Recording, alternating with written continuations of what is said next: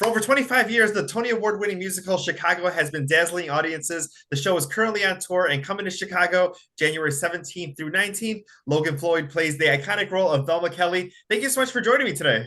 Thanks for having me. So let's talk a little bit. This was your first big role right out of school. Yep, it was my first professional gig, first time being paid to be on stage.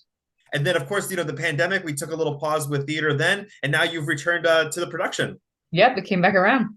That is amazing. I saw on Instagram that you named your wig BB. Is that a nod to BB Newirth? Absolutely. Oh, it's absolutely a nod to BB Newirth. Let's talk a little bit about, kind of getting this role, making it your own, because obviously people think Cheetah Rivera, they think Catherine Zeta-Jones, they think BB Newirth, that, as we just chatted about. But how do you take something that is so iconic and just, kind of block that out and make it your own? Yeah, I think what makes Chicago so magical and why it's been going for so many years is that really you can put anyone in these roles of like Roxy and Velma and Mama Morton, and it's always different, which I think is why it's so successful on Broadway for so long, is that people really want to see an artist do that role. It's never the same. So of course I'm deeply inspired by BB Newirth, and yes, my wig is an homage to her, but it's kind of mixing a culmination of all of these different things. And I've really had a fun time kind of experimenting with gender and femininity and how that plays into it as well. And trying to take a little bit of dryness and a little bit of playfulness that BB does as well, to kind of make it my own. As far as the tour goes, because obviously every stop is special for the company, but Chicago being in Chicago, let's talk a little bit Yeah. about that and maybe some of the excitement for that. Yeah, we are pumped. I mean, I don't think Chicago's played in Chicago for quite some time. So we're happy to bring it back into Chicago and kind of like feel the pulse and the vibe off of the city. It's going to be cool to be in the city in 2023, but we're also on stage in, the 1900s, that it's not the same, but we're in the city all the same. Talk a little bit about the legacy of the show and being a part of it, because obviously you got a brand new life that it's never stopped. Yeah, it's never stopped and it's never the same. But I think that the traditionalism and the legacy behind it is always there. And our choreographer and director Tanya Nardini and Gary Christ are. It's always such a pleasure to work with them because they come into the experience in the rehearsal room, giving us that tradition and giving us that legacy and giving us stories of Miss Anne Ranking and BB Newirth and Cheetah Rivera and Gwen Verdon, and to be able to perform this material, their material, knowing full well where it came from and the stories behind it. I mean, it's exhilarating, and I feel very grateful that I'm able to kind of add on to that legacy. The Fosse choreography. Let's talk a little bit about getting that, nailing that down and kind of studying through that and bringing that to the show, because it looks so beautiful, but I'm sure it's a ton of work. Yeah, it's a completely other beast, I think, in the dance world because it is so controlled versus energetic, but there's also like so much behind it. Gary tells us a story that Gwen Verdon also often refers to it as like having a sewing machine inside, that you're always like revving that engine, always ready to go. So it really keeps you on your toes, and I think that's what gives it the energy that everybody really appreciates.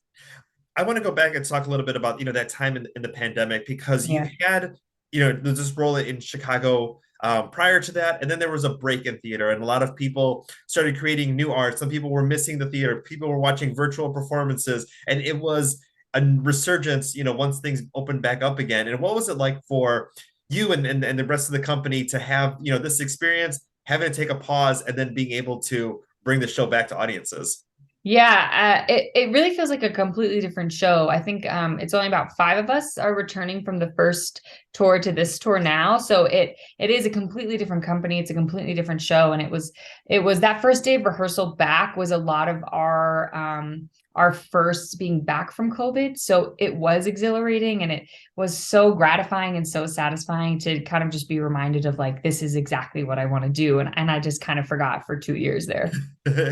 As far as the costumes, because that's just as iconic as the songs. We're gonna get to the Yeah. songs in a moment, but as far as getting to put on the different costumes, I mean, tell me what that experience is like.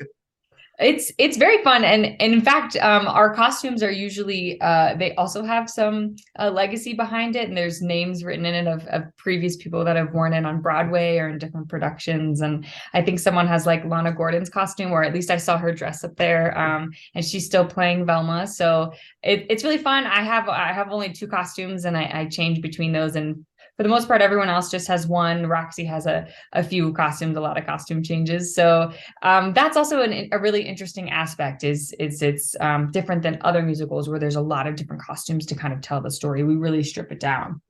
To do it that way. As far as the music, obviously so iconic. So even if you had never seen the musical, you know the Yeah, songs. Let's yeah. talk a little bit about maybe seeing the audience members. Once certain songs start coming on, do you see them like nodding Oh their head yeah. and bopping in the seats? Absolutely. My entrance for All That Jazz is right after this gorgeous overture that the band has played and the ensemble has danced.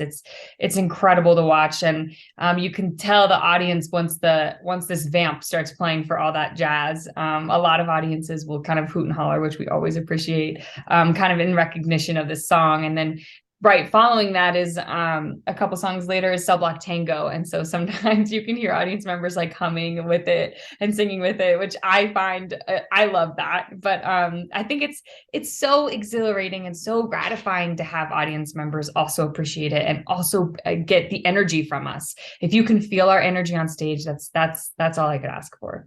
January 17th through the 29th, coming to Chicago. And before we go, any special plans as far as what the company's planning to do? Some pizza, some sightseeing while Oh, you're absolutely. We're trying to get the full Chicago experience, pizza and all. there you go. BroadwayChicago.com is where you go ahead and get those tickets. Logan, thank you so much for your time today. Thank you so much. Thank you.